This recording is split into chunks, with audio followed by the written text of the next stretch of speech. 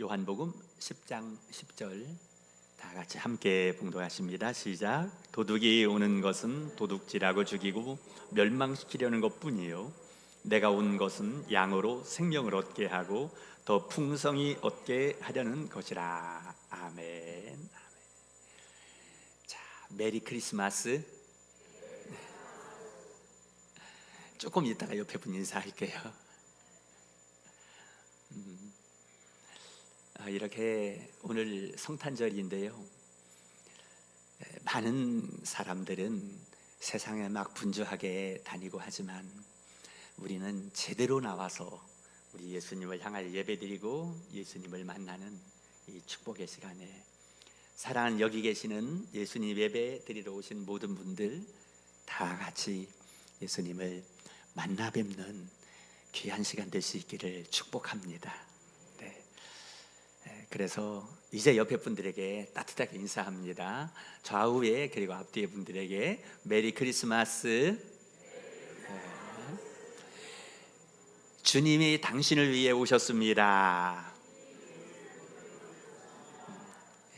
그 주님을 오늘 꼭 만나십시오. 네. 아멘. 아멘.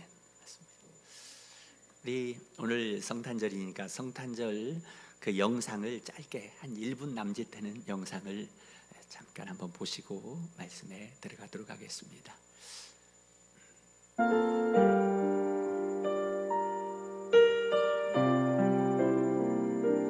유대 땅 작은 마을 베들레헴에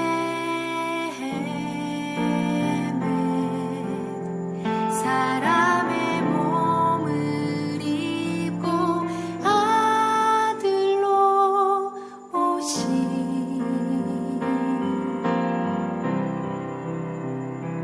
크고 놀라운 그 이름 예수, 우리를 모든 죄에서 구원하셨네.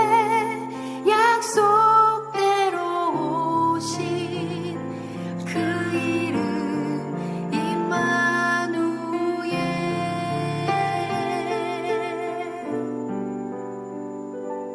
우리와 영원히 함께 계시네.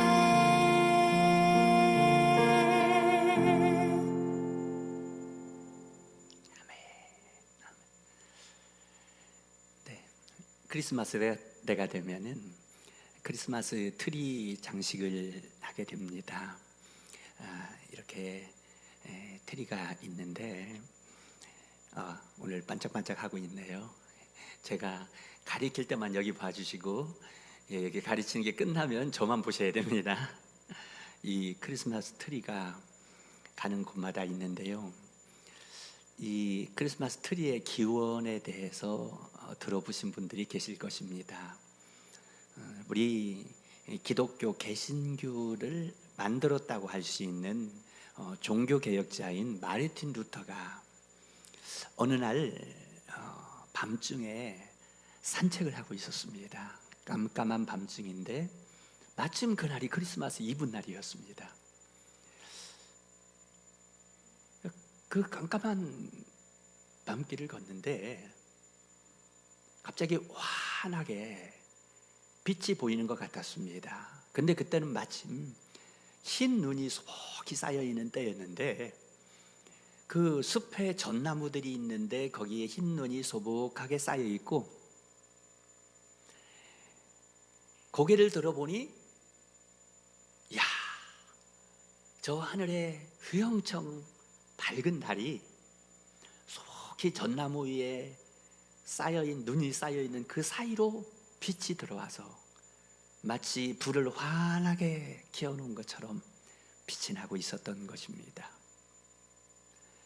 그때 마르틴 루터는 큰 깨달음이 있어서 그 전나무 하나를 집으로 가져왔고 거기에다가 눈송이를 닮은 솜 같은 거를 이렇게 걸쳐놓고 거기에 빛나는 또 이런 것들을 걸치고 장식을 하게 되었습니다. 이것이 크리스마스 트리의 출발이 됐다고 합니다.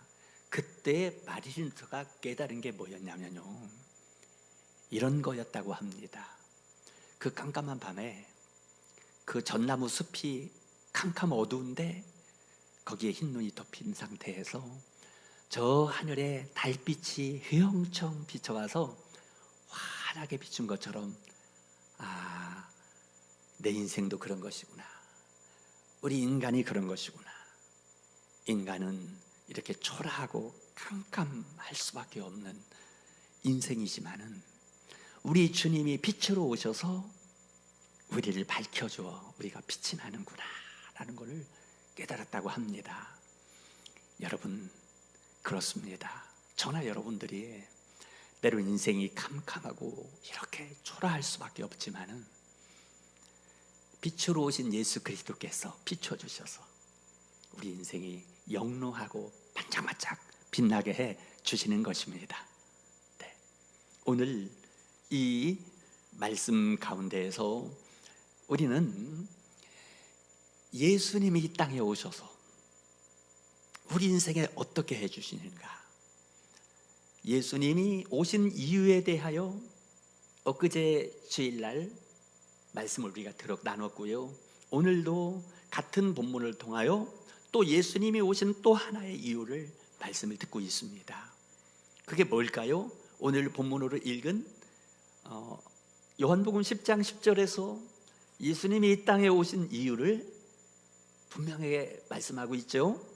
요한복음 10장 10절 말씀, 도둑이 오는 것은 도둑질하고 죽이고 멸망시키려는 것뿐이요, 내가 온 것은 양으로 생명을 얻게 하고 또 풍성히 얻게 하려는 것이라. 네, 며칠 전에 주일날에 앞부분을 말씀드렸습니다. 도둑이 오는 것은, 우리들에게 도둑이 와서, 사단이 와서 우리 인생을 도둑질하고 죽이고 멸망시키려고 했다. 그런데 예수님이 오셔서 내가 온 것은 양으로 너희로 생명을 얻게 하려고 오셔서 생명을 주셨는데, 그 생명은 영원한 생명이고 예수님이 우리와 항상 함께 하시는 그러한 생명이라는 말씀을 드렸습니다.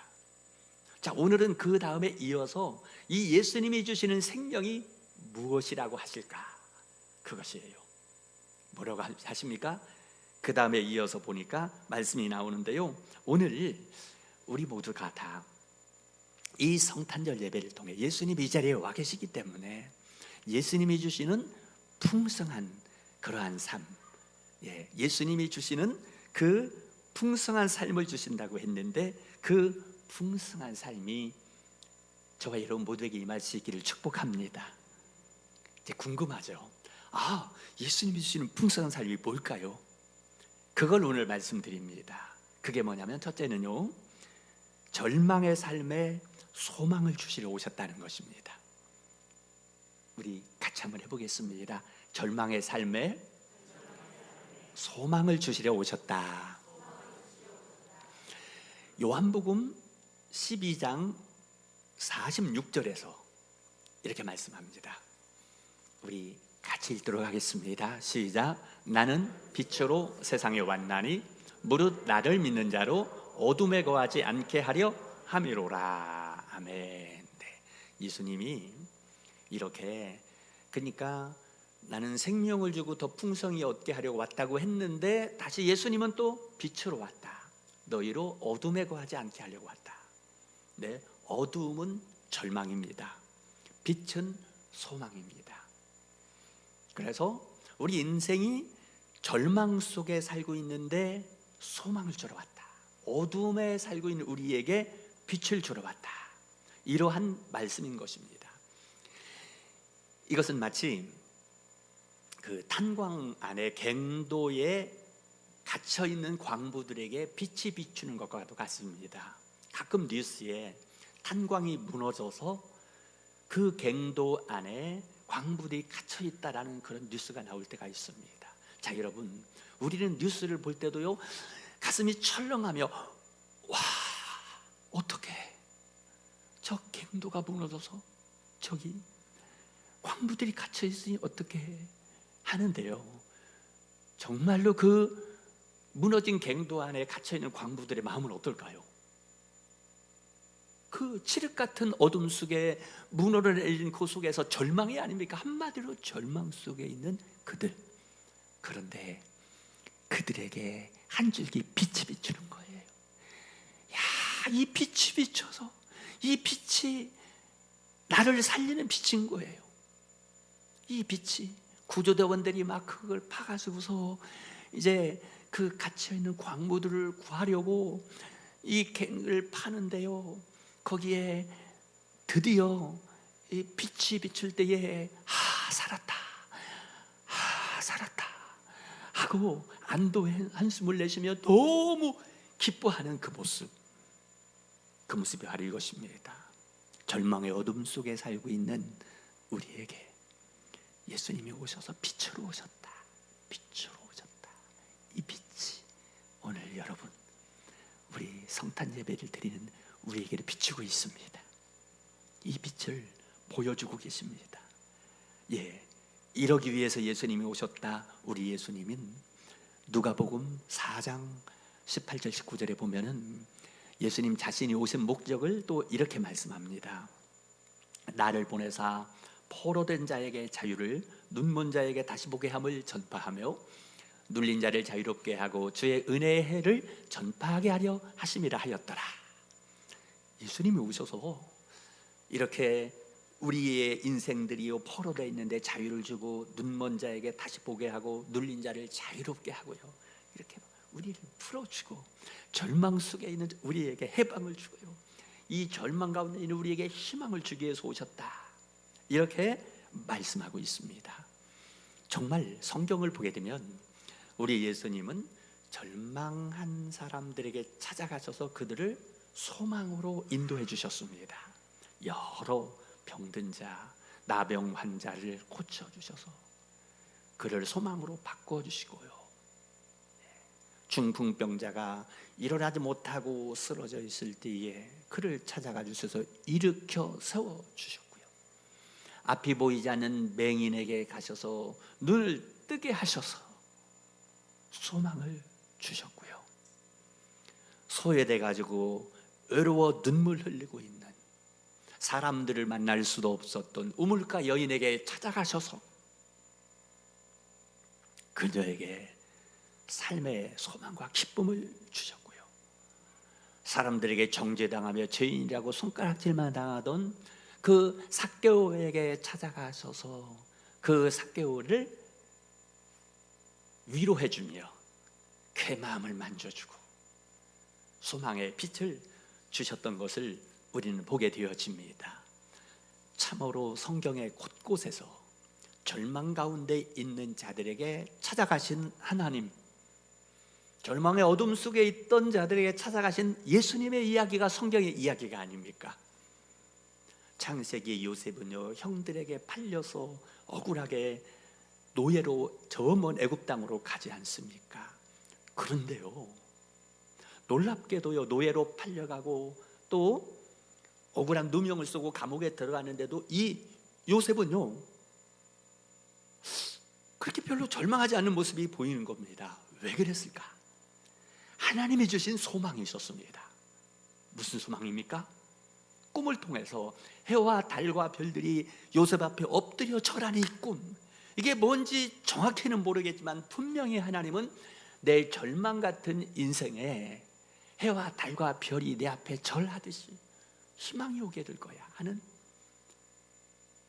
이러한 소망을 주셨기 때문입니다. 결국 세월이 흘러 때가 되매 정말 요셉을 하나님이 들어서 그 앞에 많은 사람들이, 권세자들이 오히려 엎드려 절하게 만들고 애굽의 총리가 되어지게 하는, 그의 소망의 현실이 되게 하는 일이 일어난 걸 우리는 알고 있습니다. 다윗의 생애는 어떻습니까? 다윗이요, 사울 왕에게 쫓겨다니고요, 많은 대적들에게 생명의 위협을 당하며 막 도망자 신세의 삶을 삽니다. 그런데요, 다윗은요 이렇게 고백을 합니다. 이렇게 막 생명의 위기 가운데요 불안하고 두려울 수밖에 없는데 시편 23편 1절과 2절에 보니까 여호와는 나의 목자시니 내게 부족함이 없으리로다. 그가 나를 푸른 풀밭에 누이시며 쉴만한 물가로 인도하시는도다. 야, 이게 도망자의 말이 아니에요. 도망 다니며 생명의 위기를 느끼고요, 막 불안과 절망 속에 있어야 되는 다윗이요, 소망의 고백을 하지 않습니까? 뭐 때문에요? 지금 내가 비록 도망자로서 내가 위기 가운데 있지만은 하나님이 분명히 내 앞에 푸른 불밭과 쉴 만한 물가로 인도하고 계시는 것이야. 내가 때로는 사막의 음침한 골짜기를 다닐지라도 주님이 나와 함께 하신다고 하셨어. 주님이 나와 함께 하셔서 주님의 지팡이와 막대기로 나를 지켜주시니 나에게는 소망이 있어. 이렇게 하면서 소망의 고백을 하지 않습니까?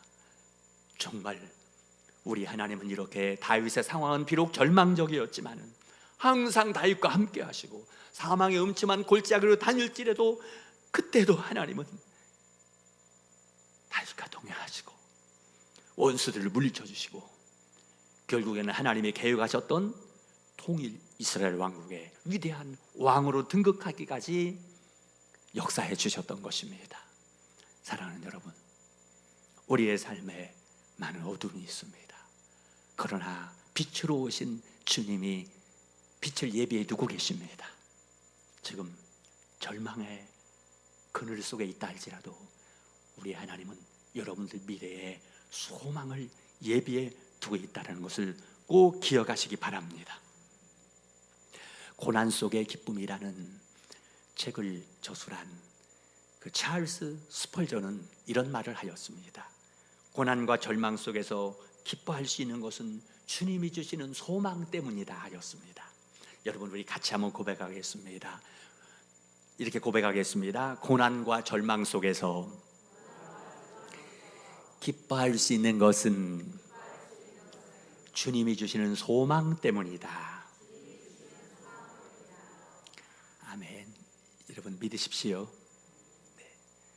주님이 주는 소망 때문에 이것을 꼭 기억하셔야만 합니다. 왜 그러냐면 우리의 삶이 녹록하지 않기 때문입니다.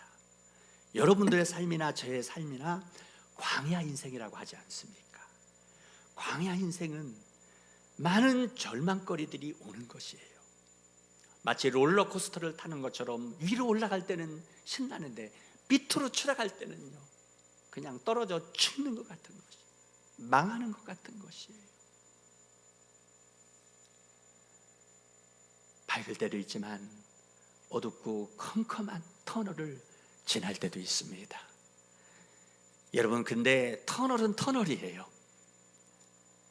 아무리 깜깜한 어두운 터널도 밝은 빛이 있는 끝이 있는 것처럼 우리 주님은 우리 인생이 아무리 어두운 터널을 지난다 할지라도 밝은 소망의 미래를 예비해 두고 계십니다. 그래서 주님이 오신 겁니다. 여러분 기억하십시오. 지금 여러분들의 삶이 너무나 깜깜해서 앞이 보이지 않는 분들 계시지 않습니까?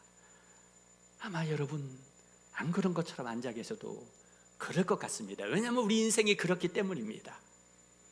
어제는 평안했지만 오늘 너무 불안하고, 어제는 희망이 보이는 것 같았는데 오늘 도무지 희망이 보이지 않는 절망밖에 없는 분들이 계실 것입니다.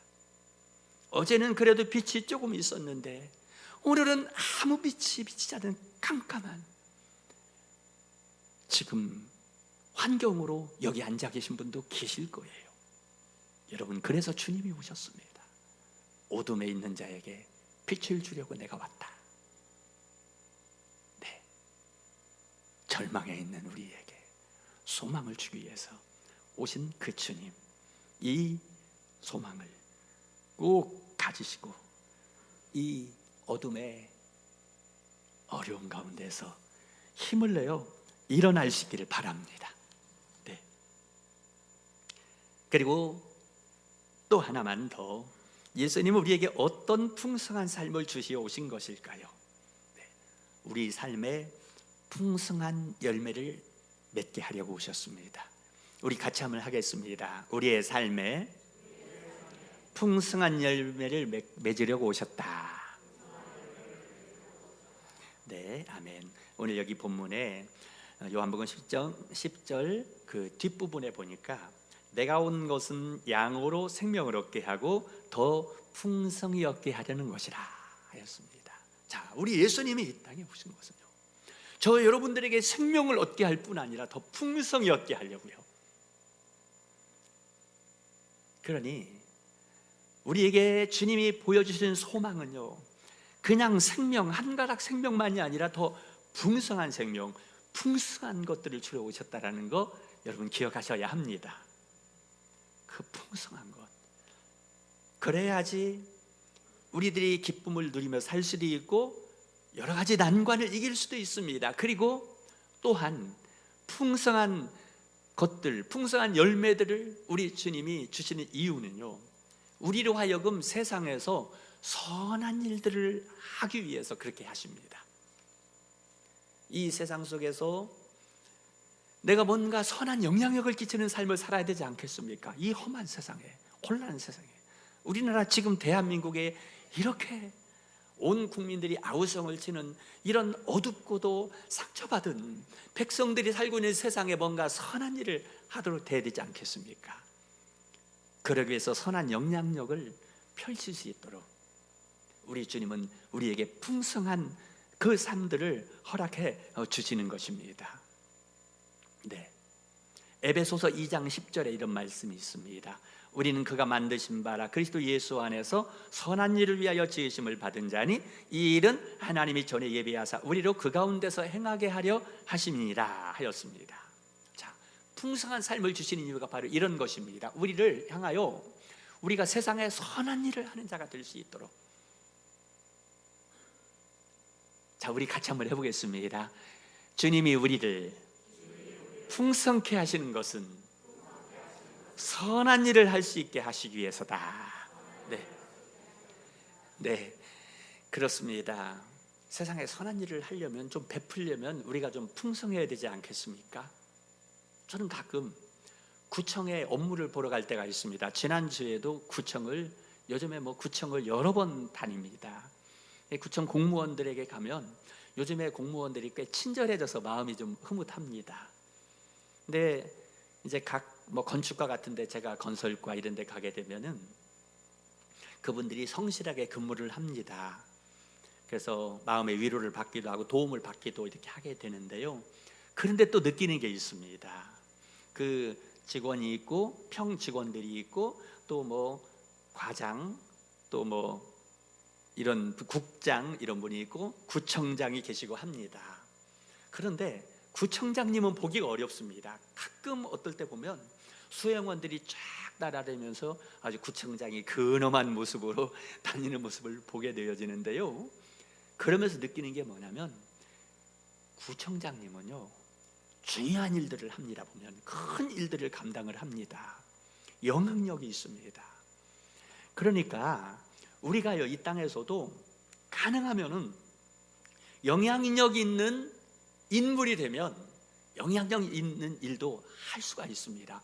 근데 영향력 있는 자리에서 잘못하면은 망가뜨릴 수도 있는데, 우리 그리스도인들은요, 하나님이 우리를 그러한 풍성한 영향력 있는 위치에 세우셔서 이 세상을 변화시키고 선한 일을 하도록 해주기를 원하십니다. 그래서 풍성한 삶, 풍성한 삶을 주셔서 그러한 일들을 감당할 수 있도록 해주신다는 것이죠. 자, 우리는 영적으로 볼 수 있어야 합니다. 우리 대한민국의 지금 현실을 보면서도 정말 영적으로 봐야 돼요. 왜냐하면 믿지 않는 사람들은 영적으로 보지 못하기 때문에요. 이게 어둠의 영들은요, 도둑질하고 죽이고 멸망시키는 곳으로 간다. 우리 이 나라도 통째로 도둑질하고 죽이고 멸망시키는 길로 갈 수 있어요. 근데 자, 보세요. 복음이 들어간 나라들을 변화되는 모습을 보실까요? 옛날에 대영 제국이라고 일컬어졌던 영국의 복음이 들어갔습니다. 원래 영국은요, 저 유럽의 섬나라, 아주 무식하고 이게 아무 보잘것없는 나라였습니다. 4개의 그러한 그 작은 섬나라들로 이루어진 그 영국, 여기에 복음이 들어가니 대영 제국이 되어서 해가 지지 않는 나라라는 별명이 붙은 부강한 나라, 세계 최고 부강한 나라가 되었습니다. 그리고 세계의 선교사들을 파송하고 복음을 전했습니다. 복음이 들어가니 풍성한 나라 됐던 것입니다. 그리고 그 촛대가 아메리카 대륙 미국으로 간 거예요. 왜요? 퓨리탄들, 청교도들이 신앙을 지키려고 영국에서 메이플라워를 타고 목숨 걸고 미 대륙으로 건너갔습니다. 그래서 거기에다 교회를 세우고 청교도 신앙을 고백하며 나라를 건국했습니다. 그게 미합중국입니다. 하나님이 여러분 이 나라를 귀하게 보지 않겠습니까? 100여 년의 역사 가운데 세계 최고의 국가가 되게 만들어 주셨습니다. 지금까지도 그 여파가 이어져 오고 있는데요, 무엇 때문에요? 우리 예수 그리스도를 주인으로 모시고 왕으로 모시고 복음 위에 세워진 그 미국이 세계에 선한 영향력을 끼치는 나라로 쓰임을 받았습니다. 그런데 애석하게도 그 나라가 서서히 기울기 시작했습니다. 월남전에서 패해서 철수를 했습니다. 미국의 심장부인 뉴욕의 쌍둥이 빌딩이 IS 과격 분자들에 의해서 비행기로 침공을 당하고요, 나라가요 막 뒤흔들렸습니다. 근자에 이르러서는 저 아프가니스탄에서도 실패하고 미국이 철수를 했습니다. 점점 미국이 약해지고 있습니다. 무엇 때문입니까? 하나님을 떠나는 백성들이 됐기 때문입니다. 학교에서 기도하는 것을 중단하고 성경 가르치는 걸 중단하고요, 예수 그리스도의 복음을 전하는 것을 못하게 만들고, 예수 그리스도의 복음이 약해질 때에 그 나라도 약해지고 있습니다. 만약에 미국이 다시 복음으로 돌아와서 예수 그리스도를 선포하는 나라가 된다면 다시 그 나라를 하나님께서 더 부강한 나라로 세워주실 것입니다. 여러분, 우리 대한민국이 어떻습니까? 잘 알지 않습니까? 세계에 제일 가난한 나라라고 했었다고 하더라고요. 지금 세계 10대 경제대국이 됐습니다. 왜요? 우리나라에 서양 선교사들이 들어와 복음을 받아들이고 복음이 흥황하는 만큼 경제가 흥황하고 강대국이 되었습니다. 지금 뭐 K-팝이니 뭐 K-푸드니 뭐 이런 것들이 우리나라가 강한 나라가 됐기 때문에 가능한 거예요. 세계인들이 우러러볼 수 있는 대한민국 되지 않았습니까? 그런데 요즘에 흔들리고 있습니다.